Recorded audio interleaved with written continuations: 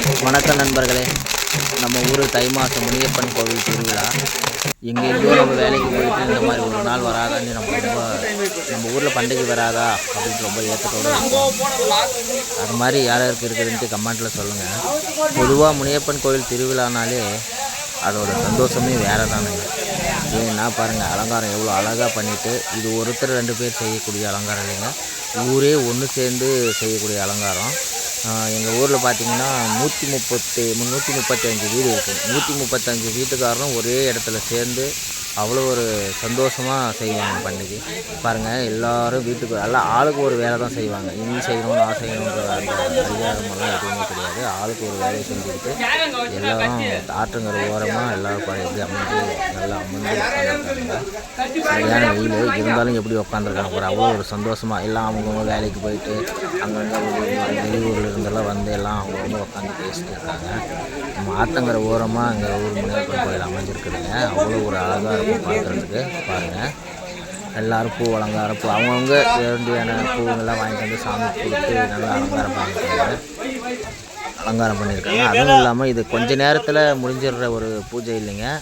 இன்னைக்கு காலையில் இருந்து நைட்டு 10-11 மணி வரைக்கும் இந்த பூஜை நடந்துருக்கோம். பாருங்கள், எல்லாம் கோழி எடுத்து சாமிக்கு எல்லாம் போட்டு வீட்டுக்கு ஒரு ஆள் தவறாமல் கோழி அறுத்துவாங்க. அதுவும் இல்லாமல் இந்த அன்னதானம் பிரம்மாண்டமாக நடக்குங்க. அதுவும் நைட்டு 8 மணிக்கு சாப்பாடு அதெல்லாம் செஞ்சு எல்லாம் போட்டு வச்சுருக்காங்க. எல்லாம் செஞ்சு வச்சுருப்பாங்க. மறுபடியும் விளக்கு மாவெல்லாம் ஊரில் நைட்டு 7 மணிக்கு எடுத்துகிட்டு வந்து அதுக்கப்புறம் இந்த அன்னதானம் நடக்குங்க. அதுலேயும் நிறைய முறைகளெல்லாம் இருக்குது. அந்த முறைகளெல்லாம் இந்த வீடியோவில் பார்த்து கடைசி வரைக்கும் பார்த்துங்க. சென்டரில் எல்லோரும் போயாதுங்க. எவ்வளோ அழகாக செய்கிறாங்கன்ட்டு பாருங்கள். எல்லோரும் ஒன்று கூடி ஆடு வெட்டி தோல் வச்சு இந்த கறியை வந்து 135 வீட்டுக்கும் பங்கு வைப்பாங்க. அதையும் இந்த வீடியோவில் பார்த்துங்க. வைக்கிறது எல்லாத்தையும் பார்ப்பீங்க. மாதிரி ஒற்றுமையாக சேர்ந்து எல்லோரும் செய்கிற இந்த மாதிரி செய்கிறாங்க. கமெண்டில் சொல்லுங்கள். சோறு வந்து உண்டை சோறு பலப்பலான்னு ஆக்கி சோறு சாப்பிட்றதெல்லாம் அவ்வளோ இருக்குது. இது பழங்காலத்து முறையில் எங்கள் ஊருக்காரங்க செஞ்சுட்டு இருப்பாங்க. நல்லா அழிவாக சோறு ஆக்கி உண்டை பிடிச்சி அந்த சோறு சாப்பிட்றதுக்கு அவ்வளோ ஒரு ருசியாக இருக்கும், டேஸ்ட்டாக இருக்கும். அந்த குழம்பையும் அதையும் ஊற்றி குழச்சி சாப்பிட்றதுக்கு அவ்வளோ அருமையாக இருக்கும். இந்த மாதிரி யார் ஊரில் உண்டை பிடிச்சி சோறு சாப்பிட்றாங்க செய்கிறாங்கன்னு சொல்லுங்கள். அவ்வளோ ஒரு எல்லோரும் ஒன்று கூடி பாருங்கள் எப்படி செய்கிறாங்கன்னு பாருங்கள். ஒரு உண்டாவே பாருங்கள், சோறு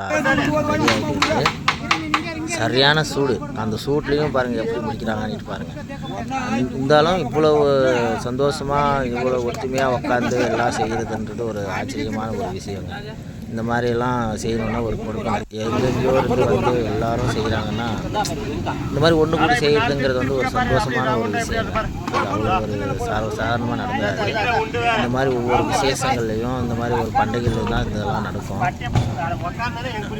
இல்லைன்னா கூட ஒரு 1000 உண்டை கிட்ட பிடிச்சிடுவாங்க. ஏன்னா ஒரு 4 குண்டா சோறு கிட்ட ஆக்குறாங்க. அதில் 4 குண்டா தான் 4 குண்டா. அங்கே தோல் உரிச்சிட்டு இருந்தாங்க பாருங்களேன். அந்த ஆடு வந்து பாருங்கள் பங்கு வைக்கிறாங்க. 135 பங்கு வைக்கணுங்க. எல்லாத்தையும் பிரித்து அந்தந்த கறியோட கறியோ அந்தந்த கறியில் தனித்தனியாக பிரித்து பங்கு வச்சு ரொம்ப ரிஸ்க்கான ஒரு வேலை. ஏன்னா எல்லாம் ஒத்துமையாக உட்காந்து ஒரு இதாக செய்கிறாங்க பாருங்கள். அவ்வளோ ஒரு சந்தோஷமாக இருக்குங்க. அந்த மாதிரியெல்லாம் வீட்டுக்கு ஒரு பங்கு அதில் பிரித்து எடுத்துகிட்டு போயிடுவாங்க. அதுக்கப்புறம் மித்த கோழி அந்த மாதிரி எல்லாம் அறுத்து இங்கே இப்போ அன்னதானமும் போடுவாங்க நைட்டுக்கு. இந்த கறியை மட்டும் வீட்டுக்கு ஒரு பங்குன்னுட்டு பிரித்து கொடுத்துருவாங்க. பாருங்கள், எல்லோரும் உட்காந்து ஒத்துமையாக அவங்கவுங்க ஒரு வேலையை எப்படி செய்கிறாங்கன்ட்டு பாருங்கள். இதெல்லாம் பார்க்குறதுக்கு அவ்வளோ ஒரு சந்தோஷமாக இருக்குங்க. இந்த வேலைகளாக செய்யறதுக்கு அதுக்குன்னே அந்த சந்தோஷத்துக்கு எல்லோரும் வந்துடுவாங்க. ஒருத்தர் கூட நிற்குவாங்க, எல்லோருமே வந்துடுவாங்க. இந்த அளவுக்கு ஒரு சந்தோஷமாக இருக்கும் பார்க்குறதுக்கு. பாருங்கள் எத்தனை பங்கு இருக்குதுன்னுட்டு எங்கள் அண்ணா தான் இவர் எண்ணிக்கிட்டு இருக்காரு. ஒரு பங்கு மிஸ் ஆனாலும் ஒரு வீடு நின்றுட்டா கூட அது ரொம்ப இதாகிடும். சாமியோட பிரசாதம் மாதிரி இருக்கு எனக்கு. அதனால் ரொம்ப உற்சாராக செய்யலாம். வர ஆத்தங்கிற காத்தோட்டமாக இப்படி வேலை செய்கிறாங்க. பங்காளிக்கு 2 2 3 4 5 6 7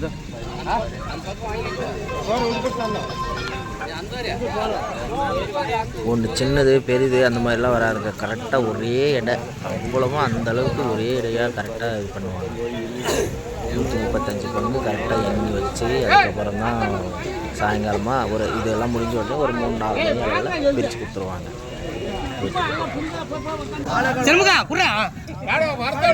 இப்போ வந்து அவங்கவுங்களுக்கு பங்கு வந்து எடுத்து கொடுக்குறாங்க. பேரில் வந்து மைக்கில் வந்து பேரை அனௌன்ஸ் பண்ணி அவங்கவுங்களுக்கு எடுத்து கொடுப்பாங்க. ஒரு பங்கு மிஸ் ஆகினா கூட எடுத்து கொடுக்க தான் பதில் சொல்லி ஆகணும். அந்த அளவுக்கு ஒரு ஸ்ட்ரிக்டாக நடக்கும். அவ்வளோ உஷாராக எல்லாருக்கும் எடுத்து கொடுப்பாங்க. ஏன்னா ஒரு பங்கு மிஸ் ஆனாலே ஒரு வீட்டுக்கே கொடுக்காத மாதிரி ஆகிடுது இல்லைங்களா. பாரு 1 கிலோ கிட்ட வரும். கறி வந்து 1 கிலோ கன்ஃபார்மாக வருங்க. 135 பங்கு வச்சுருந்தாங்க. எல்லாருக்கும் கொடுத்துருவாங்க. எல்லாருக்கும் கொடுத்துட்டு அதுக்கப்புறம் போயிட்டு வீட்டுக்கு ஒரு ஆள் மாவிளக்கு கூட்டிகிட்டு வந்து வான வேடிக்கையிலேருந்து எல்லாம் சரியாக செய்வாங்க. பாருங்கள் கொஞ்சம் கண்டிப்பாக எல்லாமே ஒரு அவ்வளோ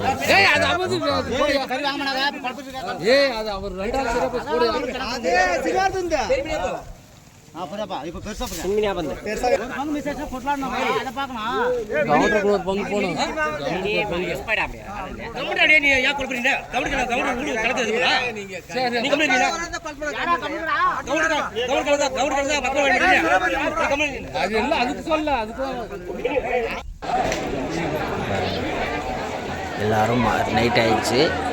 இப்போ வந்து பார்த்திங்கன்னா நைட்டு ஒரு 7 மணி 8 மணி அளவில் இப்போ பாருங்கள் எல்லோரும் வந்து எடுத்துகிட்டு வந்து கோயில்கிட்ட வந்து உட்காந்துருக்குறாங்க. இன்னொன்று ஆற்றுக்கு அந்த புறம் இருக்கிறவங்கள கூட்டிகிட்டு வர போயிருக்காங்க இல்லையா, அவங்கள கூட்டிகிட்டு வந்து எல்லாம் ஒன்று சேர்ந்துலாம் அந்த கோயிலை சுற்றி வந்து அதுக்கப்புறம் நல்லா வான வேடிக்கை அது இது நல்லா பண்ணுவாங்க. பாருங்கள் பட்டாசு சவுண்டு கேட்குதுங்களா, எல்லாம் இன்னொரு 2 செகண்டில் பாருங்கள். அந்த அளவுக்கு பட்டாசு அது இது எல்லாமே அருமையாக பண்ணுவாங்க. எல்லாம் வந்து ஒன்று சேர்ந்து ஆத்தங்கரை வரணும். அன்னதானத்துலேருந்து எல்லாமே நடக்குங்க. நல்லா மத்தாப்பு அது எல்லாம் நல்லா வைப்பாங்க. பட்டாசு மட்டும் அளவுக்கு மீறி பட்டாசு பாருங்கள் எல்லாம் வெடிக்கும், சாரமாக வெடிக்கும். ஒரு இல்லைன்னா கூட 1 லட்ச ரூபாய் கிட்ட பட்டாசை வாங்கி வெடிப்பாங்க. இதெல்லாம் பார்க்குறதுக்கு அவ்வளோ சந்தோஷமாக இருக்குங்க. மறுபடியும் வெளியிலேருந்து வேலையிலேருந்து வந்திருக்கிறவங்க மறுபடியும் இந்த ஊரை விட்டு போகாத அளவுக்கு பண்ணிடுவாங்க. மறுபடியும் போகிறவங்க மன கஷ்டத்தோடு போவாங்க. என்ன பண்ணுறது, நம்ம போய் நம்ம குடும்பத்தை எல்லாம் வளர்க்கணும் ஆகணும். அதனால எல்லாம் போவாங்க மனசோட. அந்த அளவுக்கு பட்டாசு வந்து ரொம்ப வானவேடிக்கையாக பண்ணுவாங்க.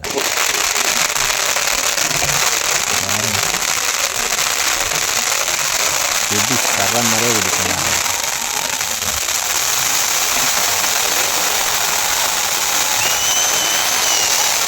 சாமி முன்னாடி தான் மத்தாப்பு எல்லாமே பேசுவாங்க. அவ்வளோ ஒரு ஆர்ப்பாட்டமாக எல்லாரும் பண்ணுவாங்க. அது வந்து பாருங்கள் சாட்டையடி. இது எதுக்காகன்னா பல காலத்து ஐதீகம் இல்லைங்களா, இன்னும் அந்த முறையை வந்து யாருமே விற்கல. எதுக்காக இந்த சாட்டையடி வாங்குறாங்கன்னா நம்மளுக்கு இருக்கிற டிவி சூழ்நிலை ஏவல் அதுவும் இல்லாமல் காற்று கருப்பு அவையெல்லாம் சொல்லுவாங்க. அதெல்லாம் நம்மளை விட்டு வெளியே போட்டோம். நம்ம அந்த ஐயனாரே வந்து நமக்கு சாட்டையடி போடுறதா நினச்சிக்கிட்டு தான் எல்லாருமே இந்த சாட்டையடி வாங்குவாங்க. அவ்வளோ ஒரு எல்லோரும் வாங்குவாங்க சாட்டையடி வந்து எல்லோரும் பாருங்க மாதிரி இருக்கும். பாருங்கள்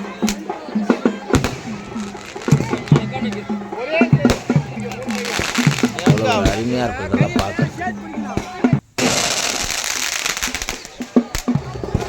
எல்லாருமே வயசானவங்க வயசு பசங்க பாருங்கள் சாப்பாடு ஸ்டார்ட் ஆகிடுச்சு.